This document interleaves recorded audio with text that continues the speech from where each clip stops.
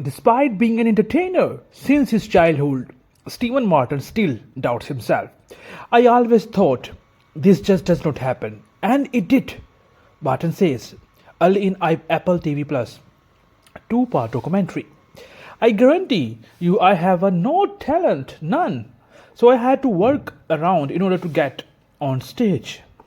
But but after a lifetime of hard work and more often than not a profound sense of loneliness, Martin found his skills, his humor, and an incredible career that has not slowed down.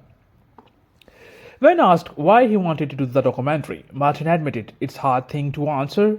I see it as an antidote to the sort of anyone interviews. Genetic things I have talked about a million times and look back at what an odd life. My whole life is backwards. How did I go from riddled with anxiety in my 30s to 75 and really happy? How did this happen? So, throughout the documentary, Martin notes his father, Galen, could be cold and distant. As he continued evolving his unique act in the 1960s, Martin said, I always thought my father was a little embarrassed by me. He could not quite be proud of an unconventional showbiz act that he could not understand by that time. I had been so kind of alienated from my father that negative comments were actually by my encouragement. A friend John recalled Martin's father backstage after a show, telling his son, you know what was wrong with that show. Another time after the premiere of Martin's breakout film The Jerk, another friend asked Galen what he thought of Martin in the movie. And he replied, well, he is no Charlie Chaplin. In the second part of the documentary, Martin revealed that over time he worked to understand his father better and found a sense of closure with what he gathered.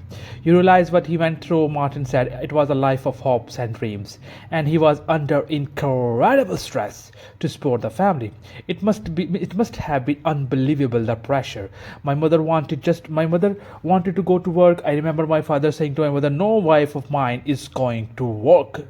Just right out of movie. I have a great sympathy for my father not having the means to fulfill his dream.